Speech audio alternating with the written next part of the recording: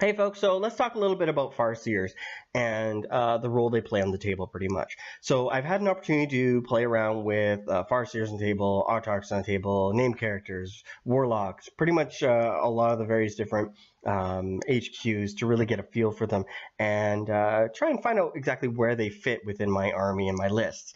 One thing for sure, I was leaning towards the Warlocks at the beginning, but now that I've had a lot of opportunity to play with the Farseers, I'm really preferring them over the Warlocks.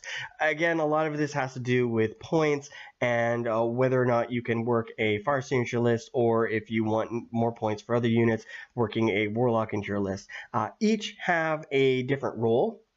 But if you can manage with one or the other better, definitely go along with that. Now, when it comes to the Farseer, I definitely like the combination that you can set up with them when it comes to their abilities and their psychic powers, as opposed to the Warlock. The Warlock's very good for things like reducing the ability for enemies to hit, or increasing the ability to hit in close combat, or getting rid of cover, things like that. Whereas the Farseer is definitely focused on making sure a significant amount of wounds goes onto a creature or a vehicle or a unit, or the saves, or of course the re-rolling for shooting attacks with guide. And then their smite is definitely much more significant because it's the full-blown smite, whereas a Warlock, it's a reduced ability. Now, taking a look at the two different Farseers you can either get a Farseer or a Skyrunner, Farseer and a Skyrunner. The big differences between those two, of course, are going to be your movement, your toughness, and your wounds. So your movement rate, you've got 7 for your standard Farseer on foot, and then your Skyrunner is going to be 16 inches. Skyrunner is going to have 1 toughness over top of the standard Farseer, and then your Skyrunner Farseer is going to have 1 more wound, which is kind of cool. They also have a 4+ save. I haven't really encountered many situations where the Farseer wasn't able to take advantage of their regular 4+ invul, but if that ever comes up, you also have a 4+ save, which is always interesting. Now, when it comes to their weapons, AP is very important within this edition. So is dice pools, and just like any other edition, get as many shots as you can off on the enemy. So for just a few more points, you can toss in a singing spear to make your unit a little bit more shooty. That's definitely important, especially with the fact that you're wounding on 2s anyways. You're getting a D3 for damage, but there's no AP, so that some units can definitely shrug that off.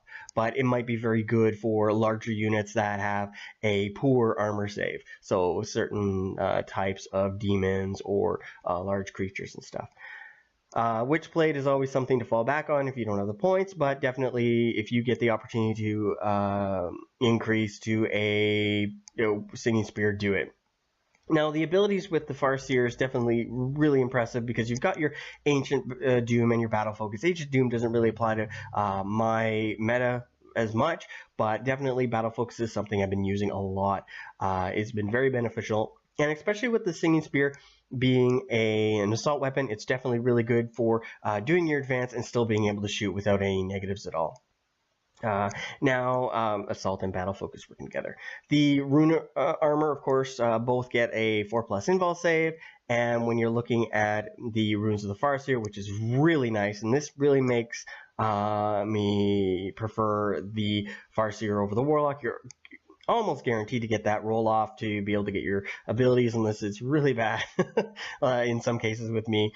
But for the most part, you're going to be getting your abilities off, being able to re-roll those once per psychic phase. Your Ghost Helm is very important, giving you a D6 roll whenever the model suffers a mortal wound. So on a 5+, you ignore that mortal wound. So that's very important, especially with some of those armies out there that are just firing mortal wounds like mad. That's pretty much for the abilities. Other weapons, shuriken catapults, the twin shuriken catapults for the Skyrunner are good, good short range, lots of fire, but you're definitely paying for it when you're doing the increase in points. And then of course the Farseer is just standard pistol, so you probably just stick with the singing spear either way. Although there's always that 6 plus for the AP for any of the shuriken weapons, which is always really nice. So overall, when I'm looking at these two Farseers, Farseer on foot, definitely good for those large groups when you're going to be a centralized unit and you're going to be keeping your Farseer in a specific area, moving them around. Whereas the Farseer and the Skyrunner is definitely really good for jumping around the battlefield and being able to do additional support to units that might not necessarily get it for a unit on foot. So overall, I have to say Farseer definitely one of the better choices when it comes to an HQ choice, although everything, whenever it comes to a unit, whether or not it's good or bad, all comes down to how your list is built and how the unit works within that list. And I'll always say that for anyone that asks any thoughts or questions about certain types of units, whether or not they're good or bad, it always comes down to how your list is built and whether or not that unit works within your list. So anyways, with that said, what do you guys think? Are you guys using the Farseer? Do you prefer some of the name characters, namely like Eldrad for your Farseer? Or are you going with the standard one? Eldrad's got some really powerful abilities for sure, but definitely like the Farseer. Anyways, with that said, I look forward to your comments. Hope this was a good little rundown, and I'll talk to you guys later. Bye now.